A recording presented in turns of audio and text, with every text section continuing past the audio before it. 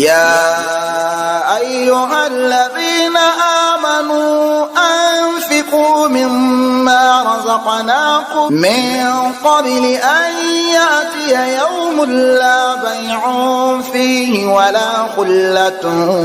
ولا شفاعة. الأمر جهر مراد كيوي السلام عليكم غاونا الخير دغا الخيران دا أبنجي سبحانه وتعالى سركي مي رحمة يساب ربا مباينسا wannan karan ma Allah ya raba ya baku wani gagarumin wa'azin ƙasa ne na neman taimako da za a gudanar da shi a nan birnin Maradi a nan hilin Balo insha Allah. Shugaban kungiyar Alkitabu was Sunna reshen jihar Maradi Alhaji Malam Ibrahim Isa na Gusau da shugaban majalisar malamai Fadilatu Sheikh Salihu Abdullahi da shahararren alaramman nan shugaban alarammomi hafizin Alqur'ani alaramma Khamis Abdullahi da shugaban agashi Umar dukkanin waɗannan jagorori ke sanar da al'ummar Maradi da kewaye cewa an shirya wani gagarumin wa'azin ƙasa a nan birnin Maradi wanda zai gudana ranar Juma'a Asabar Lahadi 26, 27, 28 ga watan 12 watan Disamba na wannan shekara ta 2025 miladiyya. Kuma wannan gagarumin wa'azi na neman taimako ne don samun abin da za a gina addinin Allah, Alkitabu was Sunna.